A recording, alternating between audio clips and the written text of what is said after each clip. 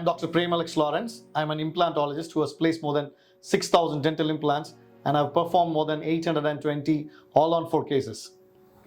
Today I would like to talk about an interesting topic, replacing a missing front teeth. When do we replace a missing front tooth?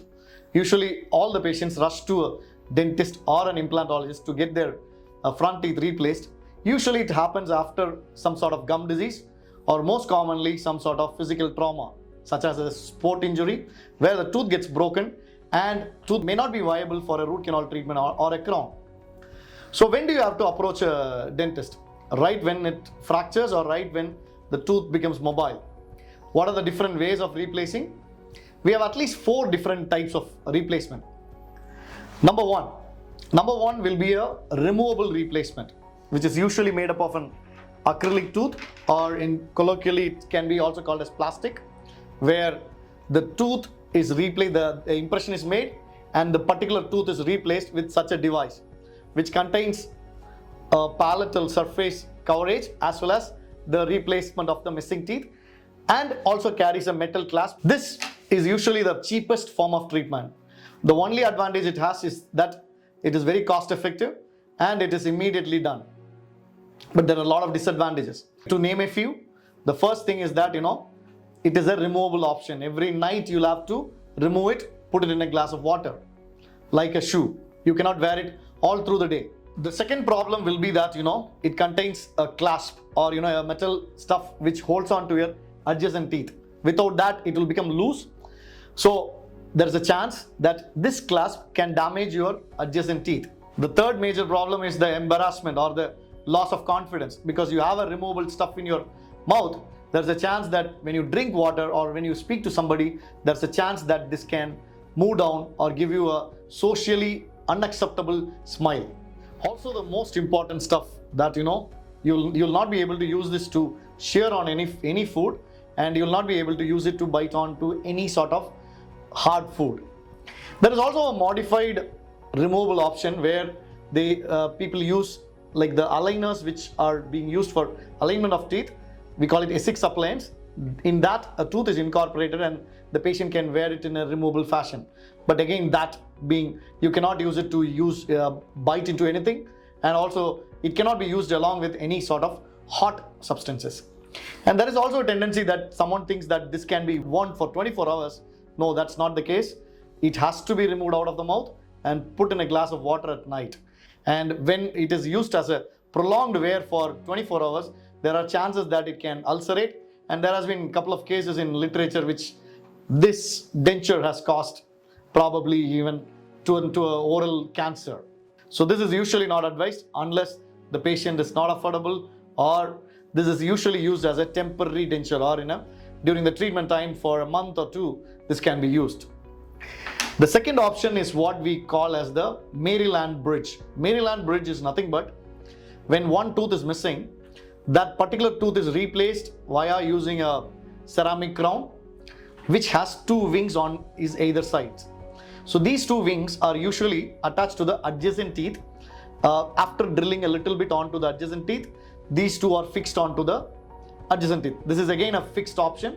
There are a lot of disadvantages. Disadvantages being that's not strong enough. It's not strong enough to hold on to the adjacent teeth. And when you bite something hard, there's a chance that it can fracture.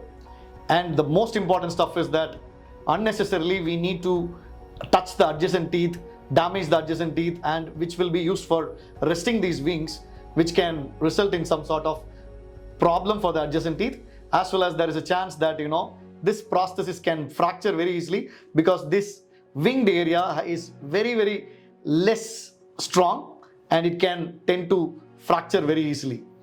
To avoid the embarrassment, usually Maryland bridges are also not advised for any sort of patients. The third option is called bridges.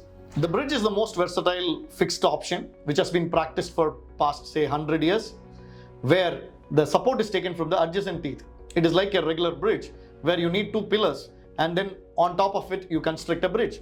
Similar to that in civil work, in a natural tooth, when someone is missing a front tooth, the adjacent teeth are ground down, or they are made small, on top of which the two teeth are used to support the one simple tooth. So it comes as a 3-unit where one tooth is called the pontic and the two adjacent teeth which takes the support are called abutment, and this goes into the tooth and it is fixed with generally a very good cement.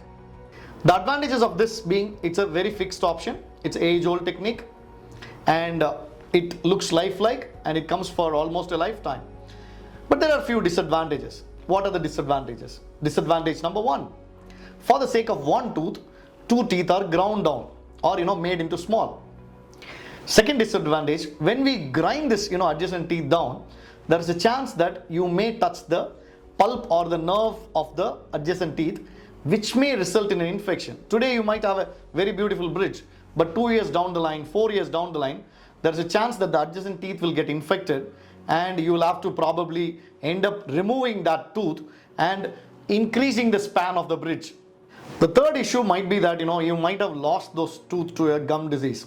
So the adjacent teeth, usually if it's the central incisor, the lateral incisors have a very short tooth, and this short tooth might result in already weakened tooth onto which you'll add some more load, and there's a chance that you might lose that tooth in a year or two, and you may end up spending more than what you wanted to do.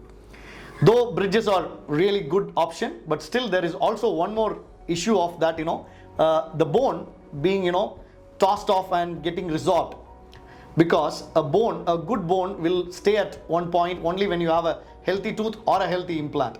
When you don't have both, the area where the tooth was extracted will become very small or it might become narrow. There's a chance that the food might get accumulated under the bridge.